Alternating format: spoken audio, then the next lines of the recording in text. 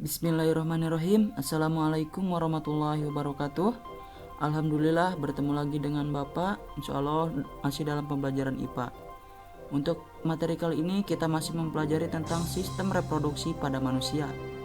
Nah, untuk sebabnya kita akan mempelajari tentang proses fertilisasi dan perkembangan janin pada manusia. Oke, mari kita simak penjelasan berikut ini. Pada penjelasan sebelumnya, kamu telah mendengar kata fertilisasi. Peleburan antara sel telur dengan sperma dikenal sebagai proses fertilisasi atau pembuahan. Bagaimana proses fertilisasi dapat terjadi pada tubuh manusia? Untuk mengetahuinya, perhatikan penjelasan berikut. Ovum memerlukan waktu 4-5 hari untuk mencapai rahim, tetapi hanya dapat dibuahi paling baik pada 6-12 jam pertama. Jika sel telur pada ovarium telah masak, akan dilepaskan dari ovarium. Pelepasan telur dari ovarium disebut ovulasi. Setelah ovulasi, sel telur ditangkap oleh infundibulum dan segera menuju ke tuba falopi. Di saluran inilah terjadi pembuahan. Jumlah sperma yang ditampung sekitar 200-300 juta. Namun, biasanya hanya satu sperma yang mampu membuahi sel telur. Fertilisasi antara sel telur dan sperma menghasilkan zigot. Pada hari keempat, zigot sudah menjadi segumpal sel atau morula. Pada hari ketujuh, gumpalan sel tersebut sudah tersusun menjadi selapis sel yang mengelilingi suatu ruangan yang berisi sekelompok sel di dalamnya atau blastula. Lapisan sel bagian luar akan berkembang menjadi ari-ari atau plasenta dan selaput janin. Sedangkan kelompok kecil bagian dalam akan tumbuh menjadi janin. Zigot akan terus bergerak dari saluran telur ke uterus. Sejalan dengan waktu, zigot mengalami pembelahan sel. Setelah sampai di rahim, gumpalan sel tersebut akan melekat pada selaput lendir rahim dan mulai membenamkan dirinya di dalam selaput lendir atau nidasi. Zigot yang telah berada di rahim akan terus tumbuh dan berkembang menjadi embrio. Di dalam rahim, embrio mendapat makanan dari tubuh induk melalui plasenta atau ari-ari. Masa embrio atau masa kehamilan manusia sekitar 9 bulan 10 hari. Bila bayi sudah siap dilahirkan, otot-otot pada rahim berkontraksi secara teratur dan mendorong bayi keluar dari rahim melalui vagina. Embrio di dalam rahim dilindungi selaput pembungkus yaitu amnion, korion, kantong kuning telur atau sakus vitellinus, dan allantois. 1.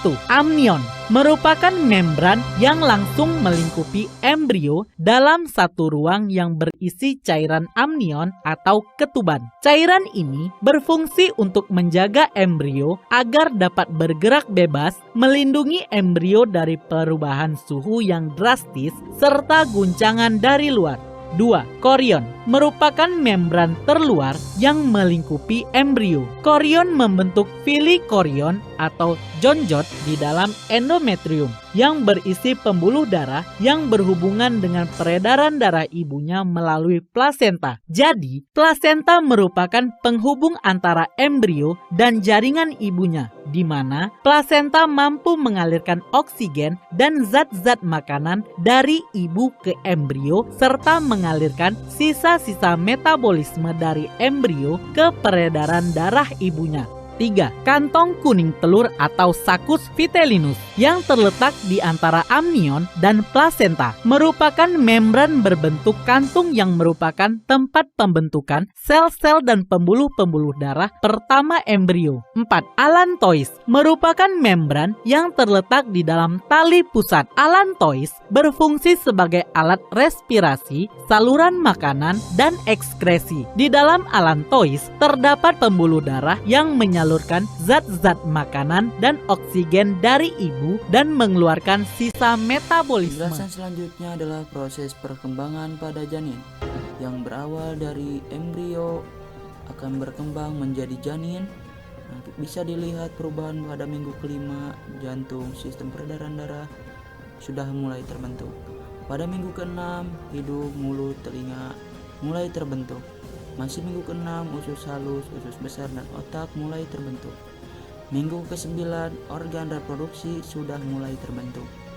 Pada minggu ke-10, indera penciuman dan jantung sekarang telah berkembang sepenuhnya. Minggu ke-11, tulang mulai mengeras. Minggu ke-16, otot leher dan tulang belakang semakin menguat. Minggu ke-18, bayi mulai menendang dan berguling, sehingga dapat dirasakan oleh seorang ibu. Pada minggu ke-30, otak bayi kini mengandung miliaran neuron dan berkembang sangat pesat. Pada minggu ke-35, kini bayi telah dapat mengenali suara ibunya. Minggu ke-40, rambut dan kuku terus bertumbuh, tulang dan orak bayi belum menyatu. Periode kehamilan penuh, umur kehamilan 40 minggu 6 hari, bayi sudah siap keluar dari rahim seorang ibu dan melihat dunia. Oke, terima kasih. Itu saja video pembelajaran kali ini. Assalamualaikum warahmatullahi wabarakatuh.